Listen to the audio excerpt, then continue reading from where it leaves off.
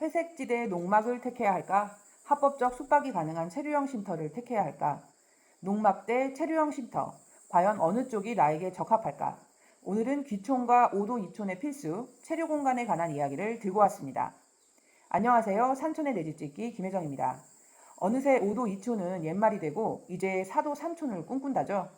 제가 귀촌을 시작한 2013년만 해도 귀촌하는 사람들은 대부분 은퇴를 앞둔 중년이거나 이미 은퇴한 후 도시를 등지는 노년이었습니다. 하지만 지금은 나이도 직업도 상관없이 누구나 누구든 전원에서의 삶을 원한다는 거죠. 그만큼 사는 게 팍팍해져서 그런 것 같습니다. 아무튼 쉬고 싶어 찾는 곳이 허름한 비닐하우스이면 안 되겠죠. 불법이니 철거하라는 통보가 수시로 날아오는 곳이어도 안 되고요. 1,000만 원을 들였든 3,000만 원을 들였든 체류를 위해 들인 돈이 허공에 흩어지는 일은 절대 있어서는 안 됩니다.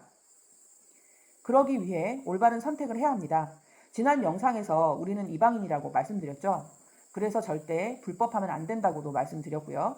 같은 맥락에서 옳은 선택을 돕기 위해 오늘은 농막과 체류형 쉼터의 차이를 알기 쉽게 설명하려고 합니다. 만일 지금 농막을 할지 체류형 쉼터를 할지 고민 중이라면 이 영상 반드시 끝까지 보셔야 손해 안 봅니다. 그럼 오늘 이야기 시작하겠습니다.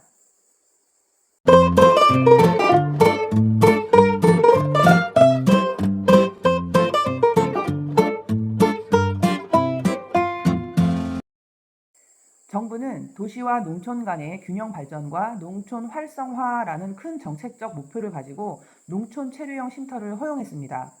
귀농 귀촌 전 미리 살아보고 결정하고 싶어하는 사람들의 수요는 많아지는데 마땅한 숙소가 없어서 캠핑카나 비닐하우스 또는 농막과 같은 비공식 공간에서 생활하는 일이 벌어지니까요. 그래서 정부는 도시민이 안전하고 위생적인 공간에서 체류하며 농촌을 체험하도록 유도하자는 의도로 체류형 쉼터 관련 법안을 내놓은 겁니다. 물론 불법 농막 문제를 제도권 안에서 해소하고 관리 가능한 체류형 시설로 전환하고자 하는 의도도 담겨 있죠. 하지만 농막과 체류형 쉼터는 차이가 좀 있습니다.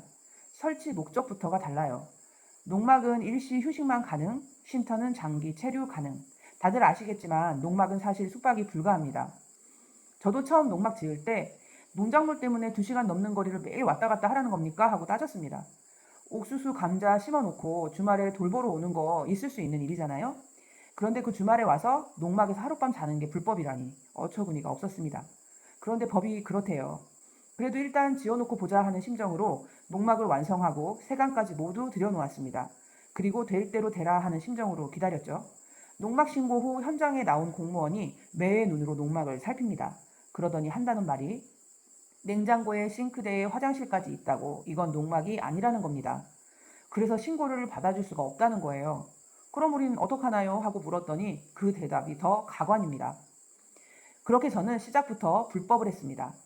다행히 집을 짓게 된 2023년까지 철거 명령 없이 잘 버텨주어 그저 감사할 따름이죠. 이렇게 농막은 아직도 지자체별 차이가 있으니 회색지대라는 말이 별스럽지도 않습니다. 반면 쉼터는 합법이죠. 농막과 체류형 쉼터의 큰 차이 중에 하나는 면적입니다. 농막은 약 6평 이하, 쉼터는 약 10평 이하까지 허용됩니다. 그 다음 큰 차이는 당연히 숙박 가능 여부죠. 당연히 농막은 숙박이 불가하고 쉼터는 숙박이 가능합니다. 있으면 편리한 데크나 정화조는 쉼터에만 설치가 가능합니다. 여기까지는 쉼터가 여러모로 우세해 보입니다. 하지만 지금부터는 농막이 우세해 보여요. 소화기와 감지기가 쉼터에는 필수로 들어가야 하고 농막은 의무사항이 아닙니다. 농막은 신고 절차가 간단한데 반해 쉼터는 그 절차가 조금 까다롭고 심지어 쉼터는 소방차나 응급차가 진입할 수 있도록 반드시 도로가 접해 있어야 합니다. 안전에 관한 요구가 확실히 강조되었습니다. 그러니 비용 문제가 자연스럽게 상승하겠죠. 하지만 또 따져보면 도로는 우리 차도 들어가야 하니 당연히 생성됩니다. 맹지여서 진입로를 확보하지 못하는 경우가 아니라면 말이죠. 그리고 안전을 위해 소화기 정도는 필수로 놓잖아요. 거기에 감지기는 저도 설치해봤지만 개당 1, 2만 원대 하는 거 실별로 하나씩 설치하는 거니까 많아봐야 서너 개 사면 되고 직접 설치까지 가능합니다. 비용 절감하니 보이시죠? 설치 장소에는 미세한 차이가 있습니다. 농막은 농지 위에 규격 맞춰 놓기만 하면 되는데 쉼터는 농지 위에 노퇴, 농지 2배 확보라는 요건이 있습니다. 쉽게 말해 쉼터 설치를 원하면 그 쉼터 면적의 최소 2배 이상의 농지를 확보해야 한다는 뜻이죠. 쉼터 면적이 10평이면 20평 이상의 농지를 확보해라. 뭐 이런 말입니다. 쉼터 크기만 놓고 보면 그렇지만 예를 들어 데크와 정화조, 주차장까지 갖추느라 쉼터 면적을 30평 썼다면 농지는 총 60평이 되어야 한다는 겁니다. 이게 농지 2배 확보 요건이에요. 체류형 쉼터 신고에 따른 구비서류는 농막 구비서류와 크게 다르지 않습니다. 가설건축물 축조신고서, 위치도 배치도, 건축물 도면, 농지대장, 인감증명과 신분증. 설치 절차 역시 농막과 쉼터 다르지 않습니다. 오히려 농막과 쉼터의 공통점이 제법 있습니다. 두 곳 모두 전입신고가 불가능하다는 점입니다. 주거용으로 인정하지 않는다는 뜻이죠. 그리고 원상회복 의무가 존재합니다.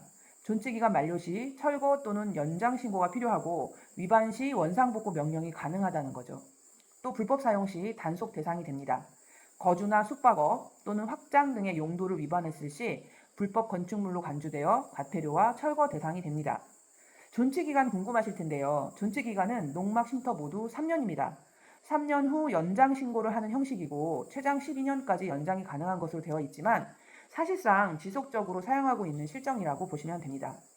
정리해보면 농막은 농사하는 사람의 휴게 공간, 쉼터는 체험하려는 도시민의 임시 주거 공간이라고 보면 된다는 거죠.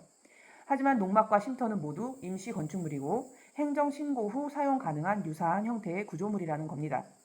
또한 농막은 최근 지자체들의 단속이 강화되는 추세이고 체류형 쉼터는 2024년 법 개정 이후 합법적 숙박이 허용된 첫 구조물이라는 겁니다.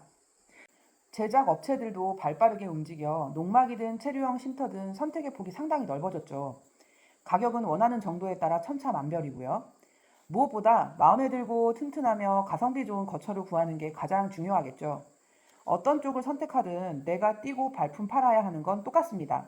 선택은 여러분의 몫이고요. 오늘 이야기 어떠셨나요? 농막이냐 체류형 쉼터냐 정리가 좀 되었나요? 저라면 6평 정도의 체류형 쉼터를 저렴하게 만들어 목가적 분위기를 마음껏 즐기며 5도 2촌을 만끽하며 살아보는 것도 괜찮을 것 같습니다.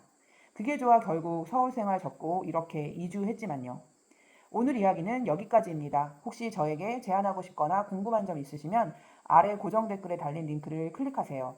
꿈에 그리던 내 집을 갖게 되는 그날까지 여러분 모두 파이팅입니다.